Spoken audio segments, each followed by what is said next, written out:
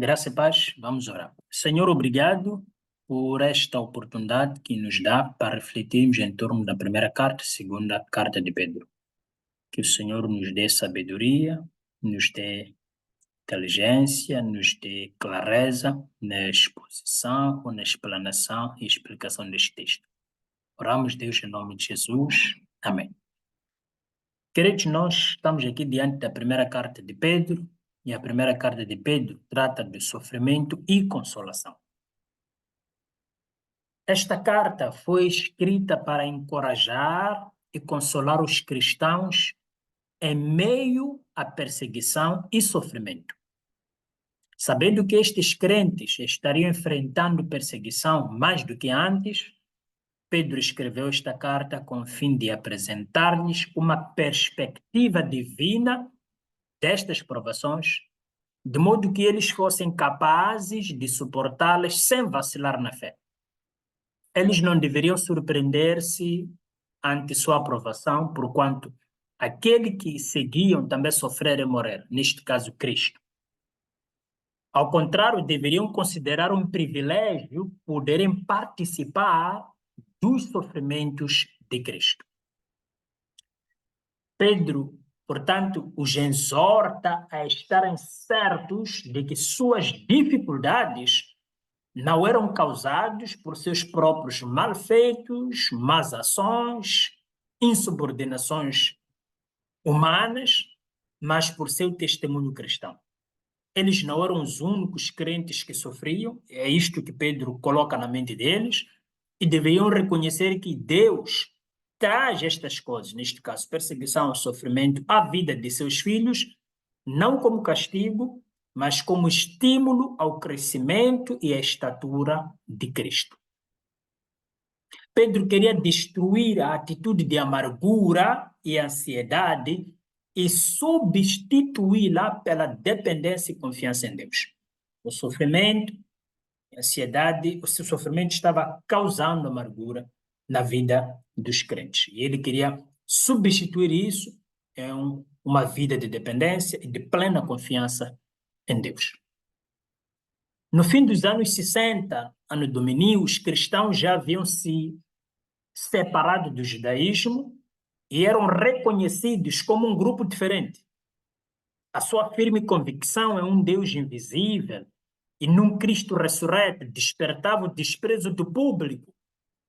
Quando as igrejas começaram a perceber esta mudança de atitude por parte das pessoas, sentiram-se apreensivas quanto ao que lhes poderia suceder. E era-lhes impossível organizar a resistência, pois, procedendo assim, violariam o seu próprio princípio de obediência pacífica ao governo e dariam apenas oportunidade para novas acusações. Então, quando Pedro escreveu esta carta, estava levando os seus leitores a não se envergonharem como cristãos e todos deveriam suportar as suas provações tão corajosamente quanto possível. E a palavra-chave que nós temos aqui é sofrimento por Cristo. E vamos ver aqui os textos. Pedro, primeira carta de Pedro, 1, 10 a 12. 1, 10 a 12. Diz assim o texto. Foi exatamente a respeito dessa salvação que os profetas indagaram e examinaram, os quais profetizaram acerca da graça a vós outros, destinada, buscando conhecer o tempo e as circunstâncias mais oportunas, indicadas pelo Espírito de Cristo que neles estava, ao comunicar-lhes de antemão os sofrimentos que Cristo haveria de passar e as glórias que se seguiriam aquelas aflições. A eles foi dito que estavam ministrando não para si próprios, mas sim para vós, quando profetizaram as verdades que agora vos foram anunciadas por intermédio daqueles que pregaram o Evangelho mediante o Espírito Santo enviado dos céus, assuntos esses que até os anjos anseiam acompanhar minuciosamente. E o capítulo 4, versículo 12 a 13, diz: Amados, não vos assusteis com a aprovação que surge, ou com a aprovação que surge entre vós, como fogo ardente, com o objetivo de provar a vossa fé, não entendais isso como se algo estranho vos estivesse acontecendo. Contudo, alegrai-vos por serdes participantes dos sofrimentos de Cristo, para que também vos alegreis e exulteis na revelação da sua glória. O capítulo-chave é o capítulo 4. Qual é a vista panorâmica da primeira carta de Pedro? É a salvação do crente e a santificação do crente. Neste caso, a fé dos cristãos e a santidade. A segunda o segundo bloco mostra sobre a submissão do crente, que é submissão aos governantes, submissão nos negócios, submissão no casamento e submissão em toda a vida. Aqui lida o texto, ou seja, a carta lida com o comportamento dos cristãos e desafios a viver em harmonia. E também tem o sofrimento do crente, onde fala-se da conduta do crente, a conduta do crente no sofrimento, e o exemplo de Cristo no sofrimento, que é um exemplo digno de ser seguido, e normas para o sofrimento, e o ministro no sofrimento. Aqui fala-se da questão dos sofrimentos cristãos e o apelo à humildade. Qual é a contribuição deste texto à Bíblia? 1 Pedro é o Jó do Novo Testamento, em virtude do seu tema de sofrimento imerecido e inabalável submissão à soberania de Deus. Jó teve um sofrimento imerecido, depois viu-se a soberania de Deus no livro de Jó. Esta epístola, com o sermão de Pedro em Atos 2, revela plena familiaridade com o Antigo Testamento e o uso eficaz de seu conteúdo. Também se caracteriza pela série de alusões às experiências pessoais de Pedro com Cristo e o potencial futuro de todos os crentes em Cristo. Era de esperar, porque Pedro é alguém que andou com Cristo, viveu com Cristo e poderia fazer muito bem essas alusões das suas experiências com Cristo. Cristo em 1 Pedro. Esta epístola apresenta Cristo como exemplo e esperança dos crentes em tempos de sofrimentos no mundo espiritualmente hostil. Ela ou ele, não é? O Cristo, Cristo é a base da viva esperança e herança dos cristãos. E o relacionamento de amor que se obtém dele mediante a fé é a fonte de alegria. Seu sofrimento e morte proporcionam redenção a todos que confiam nele. Cristo é o supremo pastor e guardião dos crentes, e quando ele se manifestar, os que o conhecem serão glorificados. Agora, a segunda de Pedro trata sobre o combate aos falsos mestres. Quando nós falamos da introdução das epístolas não paulinas, deixamos claro que neste momento a igreja vai sofrer uma introdução de falsos mestres, ou seja, a emergência de falsos mestres vindo dentro da igreja. E a igreja vai fazer um combate muito sério, não só contra os judaizantes, mas contra os crentes dentro da igreja, que eram os falsos mestres. Então, a segunda carta de Pedro reflete ou discute sobre o combate aos falsos mestres, ou há um apelo ao combate aos falsos mestres. Pedro descreve as características do crente em crescimento e dos falsos mestres, para encorajar um genuíno crescimento espiritual e para combater a falsidade na igreja, visando a chegada do dia do Senhor. Esta epístola foi escrita para expor a perigosa e sedutora obra dos falsos mestres e advertir os crentes a colocar-se em guarda contra o engano dos homens perversos. Também foi escrita a carta para exortar os leitores a crescerem na graça e no conhecimento de nosso Senhor e Salvador Jesus Cristo, porquanto este avanço para a maturidade cristã é a melhor defesa contra as fraudes espirituais. Exatamente. O outro propósito desta carta consiste em proporcionar um lembrete aos leitores acerca dos elementos fundamentais da vida cristã, dos quais eles não devem afastar-se. Isto inclui a certeza do regresso do Senhor em poder e juízo. O perigo que as igrejas estavam enfrentando era o da dúvida e dos erros resultantes dos falsos ensinamentos dos seus dirigentes. A natureza deste desvio parece ser a negação da redenção e do senhorio de Cristo, acrescentando-se a isto um abandono completo de todos os padrões morais e uma ousada imposição de pontos de vista pessoais que acompanhava a ignorância espiritual que reinava no espírito dos membros das igrejas. Então, a palavra-chave desta carta é contra os falsos mestres. E segunda carta de Pedro, 1, 20 a 21, vai dizer, não é? Pedro 1, 20 a 21, antes de tudo, saber que nenhuma profecia da Escritura provém de interpretação pessoal.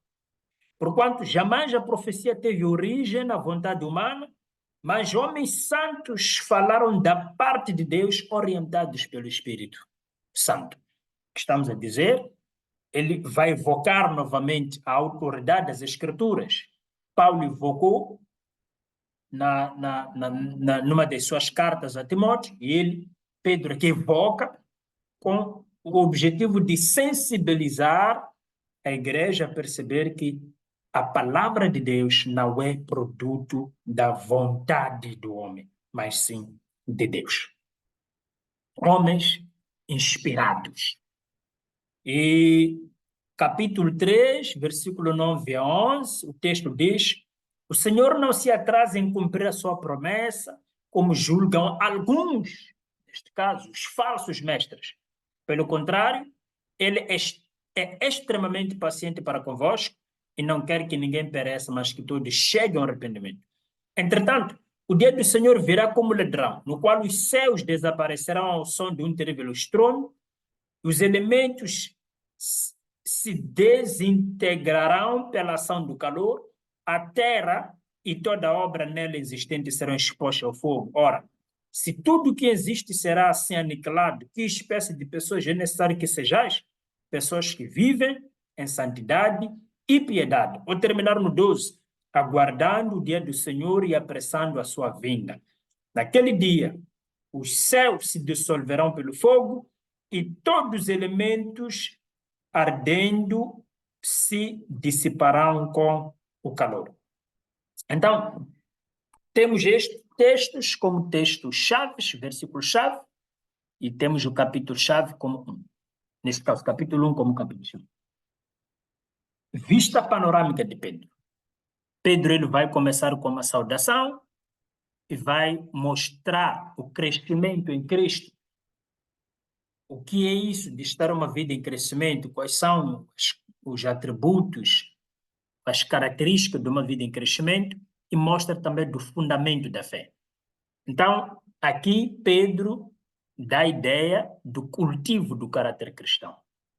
E também Pedro dá, ou seja, condena os falsos mestres, apresenta a condenação dos falsos mestres.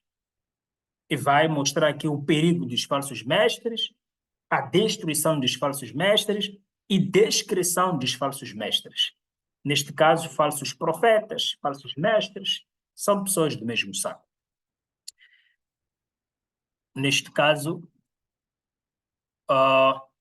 bom, hoje nós temos falsos profetas e acabam sendo falsos mestres por estar a ensinar aquilo que é contrário aos escritores. Confiança no regresso de Cristo, temos o escárnio nos últimos dias, a manifestação do dia do Senhor, a maturidade para o dia do Senhor. Aqui é uma profecia do dia do Senhor, onde os crentes são chamados a esperar, ou seja, a aguardarem com esperança. E os falsos mestres ou profetas são os difusores das heresias. Nós precisamos combater com a verdade, ou seja, a igreja precisa combater com a verdade. Uma vida de santidade é aquela que reconhece o fundamento, a base da fé, da sua fé, o fundamento da sua fé, e cresce de forma dinâmica. Qual é a contribuição desta obra, desta carta às Escrituras? Enquanto primeira carta de Pedro trata da submissão a Deus como a reação correta ao sofrimento vindo de fora, Segunda de Pedro se concentra no conhecimento da verdade como reação correta ao erro que vem de dentro. Quanto mais conhecemos a verdade, se espera que nós reajamos da melhor maneira face ao combate, não é, dos falsos mestres. É por isso que pouco conhecimento te deixa numa situação de vulnerabilidade e orienta-se, desafia-se a igreja a conhecer as Escrituras, a conhecer mais a palavra de Deus, a crescer mais no conhecimento das Escrituras, porque é um antídoto das heresias e também dos falsos ensinos, dos falsos mestres, tanto externos assim como internos. Segunda de Pedro, ou seja, as palavras sofrimento em 1 Pedro e conhecimento em 2 Pedro aparecem 16 vezes em diversas formas. O conhecimento de 2 Pedro envolve não só a compreensão intelectual, mas também a concretização experimental, tendo por base a aplicação da verdade espiritual para o crescimento na vida do crente. Há uma tendência generalizada de nós desconfiarmos ou de nós pensarmos que quanto mais conhecimento teológico a pessoa tiver, mais madura a pessoa é. Isso seria o ideal. Ter um conhecimento teológico aliado à prática, um conhecimento bíblico teológico aliado a uma vida consistente com as Escrituras, provavelmente daria na maturidade. Mas nem sempre o conhecimento teológico, sobretudo intelectual, é sinônimo de maturidade. Cristo em 2 Pedro. Excluindo o primeiro versículo de sua epístola, Pedro emprega o título Senhor, sempre que menciona o Salvador. O Senhor Jesus é a fonte do pleno conhecimento e poder para a obtenção da maturidade espiritual. Senhor, isto é um fato de que o Senhor é a fonte para a nossa maturidade espiritual. Não podemos esperar outras fontes que possam nos ajudar a crescer em intimidade com o Senhor, se não for o Senhor. Então, Deus nos ajude a lidarmos com os falsos mestres, conhecendo cada vez mais a sua palavra. Nos dê uma disposição para com a sua palavra, uma disposição de estudar a sua palavra, de estudar as Escrituras e também de nos engajarmos no conhecimento teológico, porque, afinal de contas, estamos a aprender sobre Deus em comunidade e na presença de Deus. Então, que o Senhor nos ajude a nos protegermos contra os falsos mestres através da doutrina, da verdade das Escrituras. Nós oramos, Deus, em nome de Jesus. Amém.